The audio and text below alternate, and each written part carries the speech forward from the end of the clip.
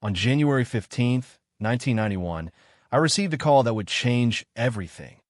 18-year-old Nicole Molly Aguilera was found dead in her apartment on Elm Street. The police said she was stabbed over 90 times in the face and neck. I had known Nicole since high school.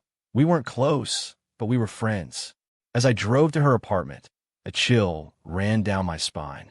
The building looked abandoned, with broken windows and a faded red door. I stepped inside, and the air felt heavy with silence. The stairs creaked beneath my feet as I climbed to the second floor. Nicole's door was open, and I saw police tape flapping in the wind. I hesitated, then pushed the door wider.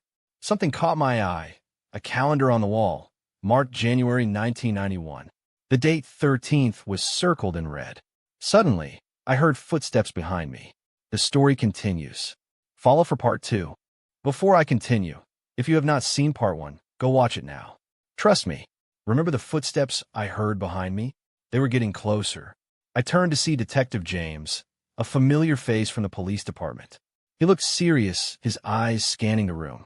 "What are you doing here?" he asked, his voice firm but not unfriendly. I explained our connection to Nicole, and he nodded sympathetically. As we spoke, I noticed a piece of paper on the floor, partially hidden under the couch. Detective James saw me glance at it and picked it up. It was a receipt from a local store, but on the back, someone had scribbled, "They're watching me."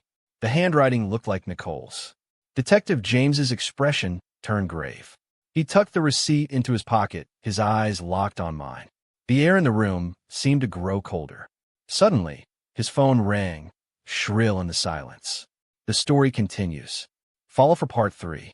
Before I continue, if you have not seen part 2, go watch it now. Trust me. The detective's phone was still ringing as he answered it, his voice low. I watched as his expression changed from concern to alarm. He listened for a moment, then said, "I'm on my way." As he turned to leave, he grabbed my arm. "Come with me," he said, his grip tight. I followed him out of the apartment, down the creaking stairs. Outside, the cold air hit me like a slap. Detective James led me to his car and opened the door. "Get in," he said, his eyes scanning the surrounding buildings. I hesitated, but he pushed me gently inside. As we drove away, I saw a figure standing by the red door of Nicole's building, watching us leave. This story is not over. Part 4 drops next. If you're just joining, go back and watch part 3 first.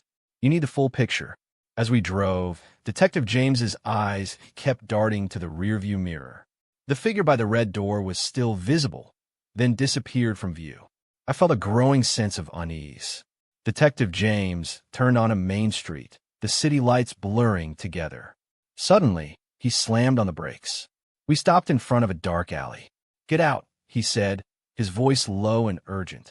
I hesitated, but he pulled me out of the car. We stood in the darkness, the only sound our breathing. Then I saw it, a photograph on the alley wall, Nicole's face staring back. The same red circle around January 13th. Detective James's grip on my arm tightened. And then, everything went black. To this day, no one has been able to explain what really happened. Follow for more true stories.